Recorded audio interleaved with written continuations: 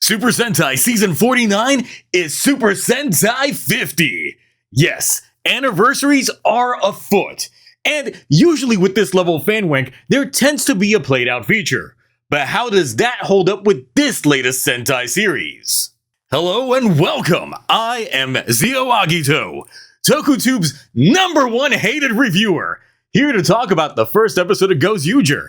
If you're new here, check out the description for my other resources. I do watch parties on Twitch, chat with the community regularly on Discord, and if you're buying Toku merch, check out my tokullectibles affiliate link. Once again, all that in the description. This will actually be the 4th Sentai season that I'll be covering as it airs, seeing a gradual shift in how it plays out episode by episode, as opposed to just seeing how the first episode plays out and then not bother revisiting it again until the finale. Usually I will still make content in between checking in on the show, and the goal is to go back to doing weeklies when it comes to the typical episodes that I review.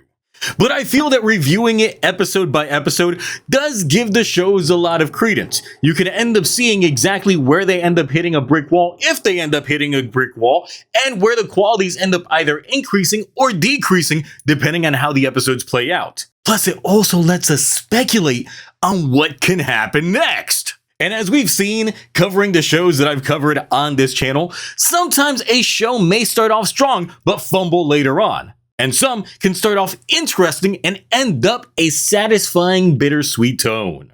Gozyuger is a show that after the press conference left me with the most optimism I've ever had coming into a show. But I will also admit that I'm a guy that feels that the anniversary treatment is played out as of late, because it feels like every show from Toei is celebrating one anniversary or another, and the gimmick of either summoning or transforming into previous iterations just seems like a cheap cash grab just to continuously mooch off older shows that I bet most of the actors aren't even getting a cut, since it's their transformed versions and not their actual likeness.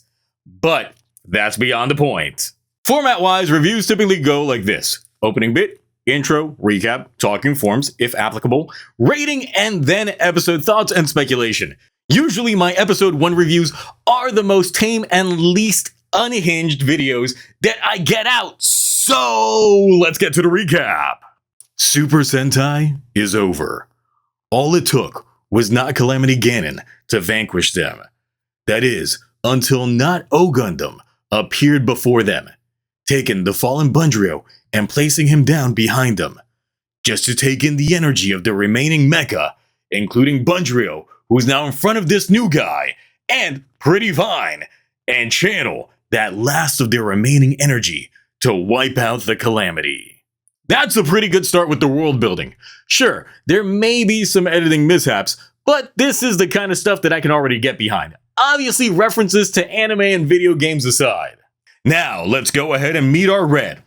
Oh, we gotta know. It's Taya Hand.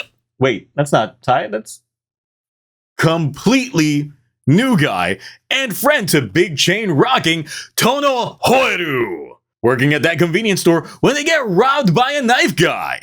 But even he can't resist a call of deliciously cooked meat logs. That's just too hot to handle. But Hoeru knows the value of big meat and gets that thing squirting all over that guy, giving him that teeth work and a foot job all the way to the unemployment office. We quickly get introduced to his living arrangements with lady that should just hire him, and then some thugs out for revenge but know about his own living arrangements. We then get introduced to our bad guys of the show, who seem to have gotten their lore twisted and see Tegasword, the mech from the lore bit, as the bad guy himself. All this while Hoeru gets Tasty Burger, only worth about $2, but it's a debt he's gotta pay. Nataya goes ahead and explains his wish to be the #1 musician. But Hoeru has no wishes. And just as things couldn't have gotten any more awkward, it turns out that if there is a hole, there is indeed a goal. With giant mecha coming out of a Ferris wheel, little bell grunts coming out of a hole, and then each other's hole, and so on and so forth. Pretty much going scorched earth on everyone. So with all the damage and destruction in front of them, some folks in the background didn't get the memo because they're clearly just living life. And Nataya decides to all guy Buso? Alright, Kuwagata Oger out here showcasing off new abilities never before seen in his own show. That's right, Rainbow Cape defending action. But it's not enough to defend against Giant Mecha. But, how about Hoeru the human? Nah, neither. He gets holed straight to Tegasword. Just in time for the bad guys to show up, snatch up that ring, and get got. Meanwhile, Bouquet.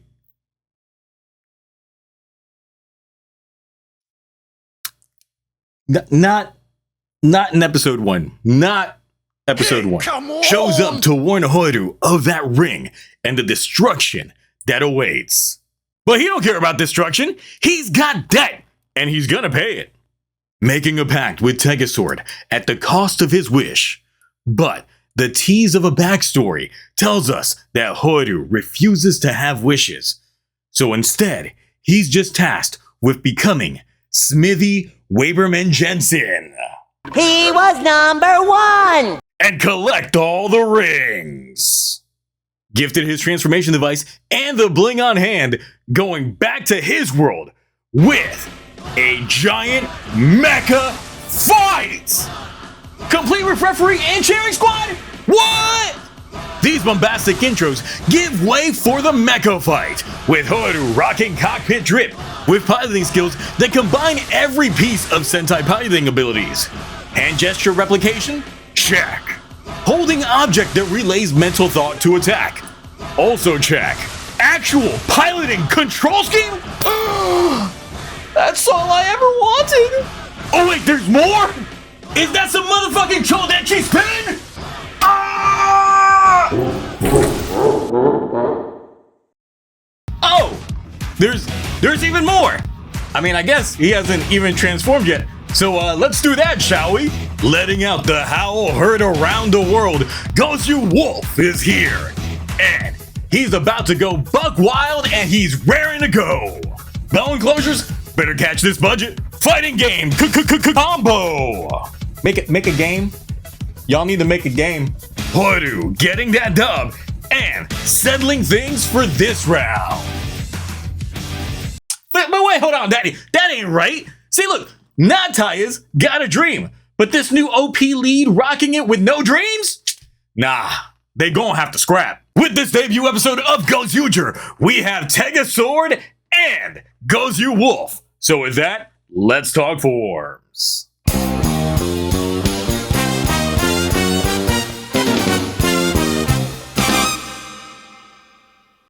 Listen!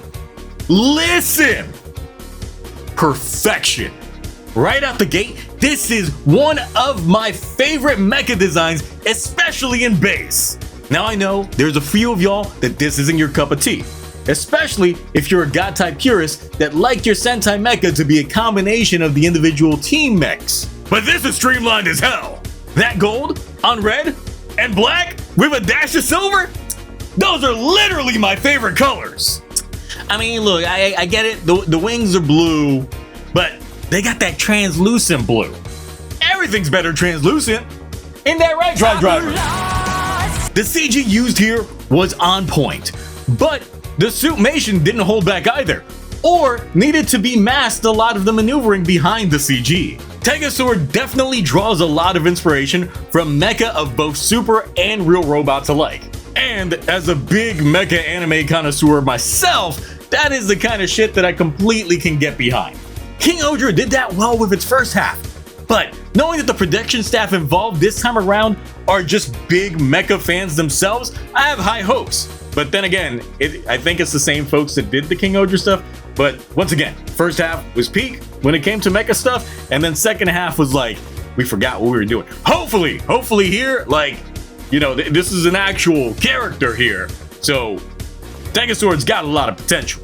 The thing is, since all these other reds are using silver changers, there's the potential for us getting another Tegasword variant that might not be him, but another one per se that's just a silver color scheme.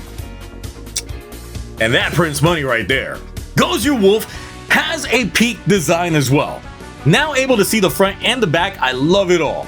Obviously, the Die Ranger suits are peak for me, but this here easily gets in my top 5. The animal theme is prevalent with the helmet, but also with the hands since we do see the little claw parts on there.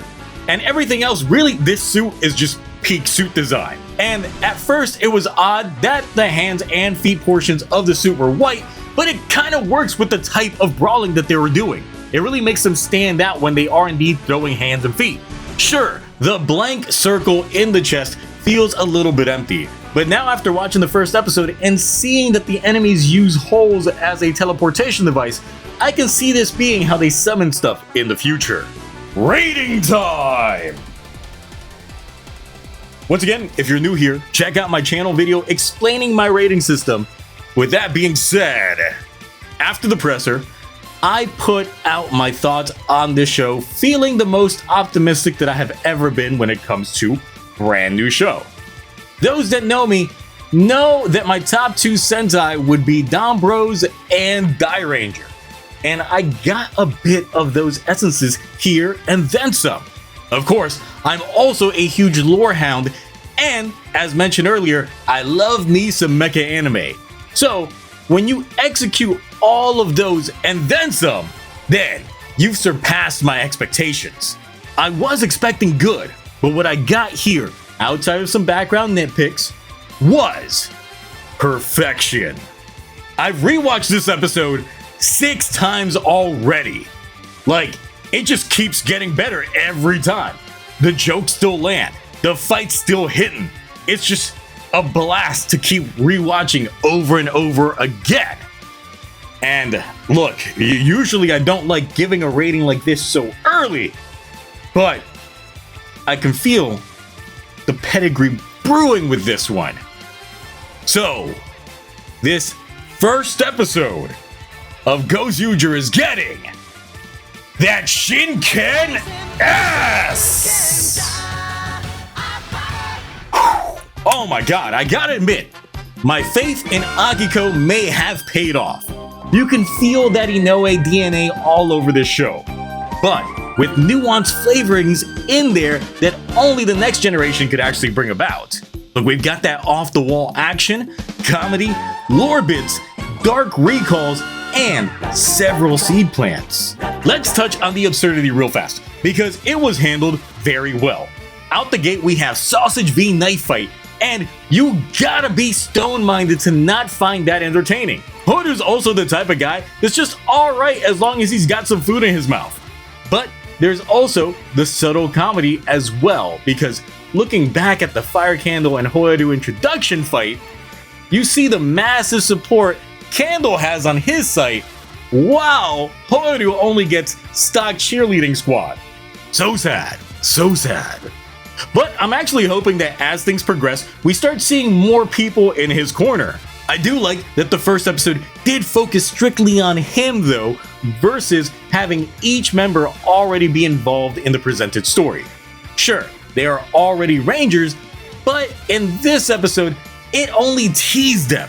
And because of that, we weren't torn in various different directions, and having to learn about everyone in such a rushed pace with the following episodes that typically end up being backpedaling on that fact. Which tells me that the makeup of the episodes going forward will probably end up deviating a good bit from your typical Sentai formula. Sure, they might focus on the individual members, but they'll probably be done in a way that actually is refreshing in a way. I'm already interested in Hoodoo's backstory. What exactly is going on in the past shot that led to him not wanting to have dreams? But then he has flashbacks to Tegazord, implying that he might have witnessed everything in the backstory. Speaking of lore, obviously there's that bit in the beginning, but there's also a 2-minute expanded backstory that released 2 weeks before. That the universe war was due to the calamity, but it was portrayed by the wannabe Death Army from G Gundam. It's shown from there that they transported the Mecha to No One World, where Tegasword appears, was gifted their power, and then proceeded to vanquish the calamity and led to the creation of the new world. This isn't the only tidbit that we get from the show itself, but Fire Candle states that the world Hoaru is in is a world that they created. This implies that this takes place in a fabricated reality, and where Tegasword and the rest of the Mecha lay was the world that was already ravaged by the calamity.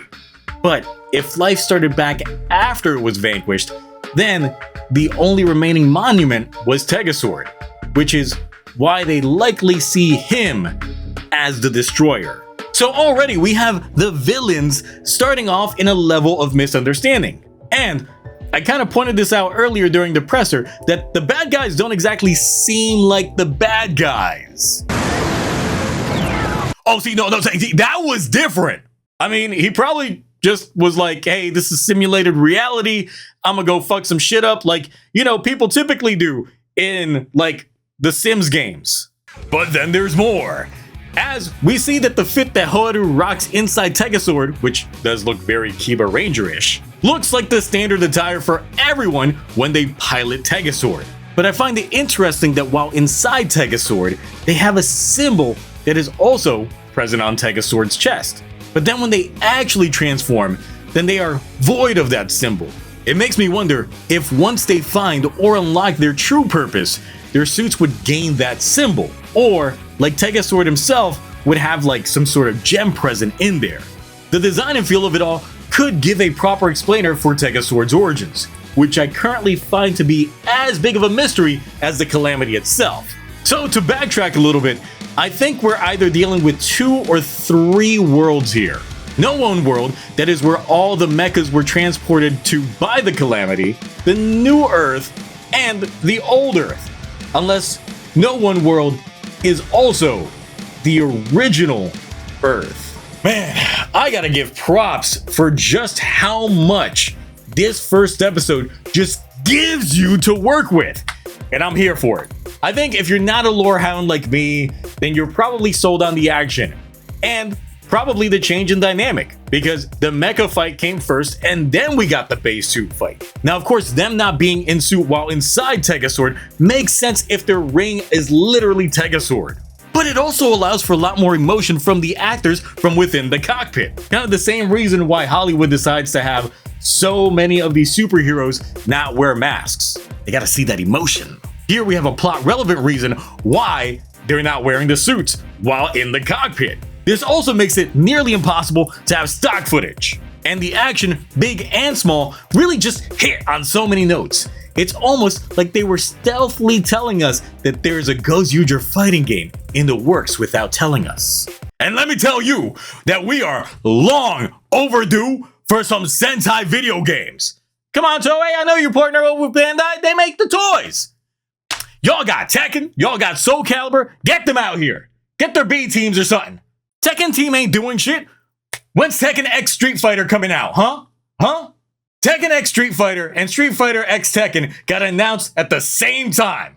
We got Street Fighter X Tekken like within a year. And then Tekken X Street Fighter? Actually, that just tells me that we're probably never gonna get a video game. But wait, y'all got Band Presto! And Band Presto does the Super Robot Wars games. And I have several of those. And this intro bit is the perfect segue for them making a Super Sentai Super Robot Wars games. Y'all got 50 weeks. Hop to it. Okay, so now elephant in the room, the anniversary aspect. It's something that I do admit I'm tired of, because I remember watching Sentai and Rider before this became so prevalent. But like over the last 15 years, it's become a lot more common for crossovers, but definitely over the last 6 years has just become anniversary galore. Even within the last few years in Sentai alone, we've gotten 3 teams with the abilities of previous Sentais as their main power. But I do gotta give them credit. I do like that the returning Reds, from the looks of it, aren't coming back as their Red, at least not initially. It throws a bit of a curveball to seeing the character act outside of their element, but not bastardizing the cameo by making it another actor entirely, just being the AR version of that Red. Plus, from how we saw the Kuwagata Oger fight, they added in some new movesets. So we could see a change in what was the original moveset or skill set based off who is now the new user of that Sentai power. Overall, I think that they hit it out of the park with this debut episode. I just hope that it isn't a one-off and the quality dips. We don't want another Real Soldier situation here. But I have faith that the head writer has taken plenty of notes in terms of how she wants to tell this story. Obviously, given her family, but I'm also wondering what new flavors she'll add to make it stand out from what her dad and her grandpa has done before. And as the show goes on, we'll have to see how she handles the notes from the production staff, Toei in general, Bandai trying to sell some toys, and typically the cast. Well, she is an Inoue and they have a habit to listen to their cast members just to see on what kind of flavors they would like having for their characters after a while. But look, this is a new show, so the possibilities are kind of endless, but this is indeed a very good start. But those are my thoughts. What are yours? How did you feel about Gozyuger's debut? What shakeups would you like seeing to the Legend roster? How did you feel about the fight dynamic shakeup? Where was your hype level before going into this, and how is it now after? Giving it that it's been like some time to sit. Anyway, that's it for me. Obviously, we'll be discussing these on a weekly basis on Friday's live streams, watching weekly every Sunday over on Twitch, and covering it to the best of my abilities with these videos. I'm out of here. Until next time. Bye.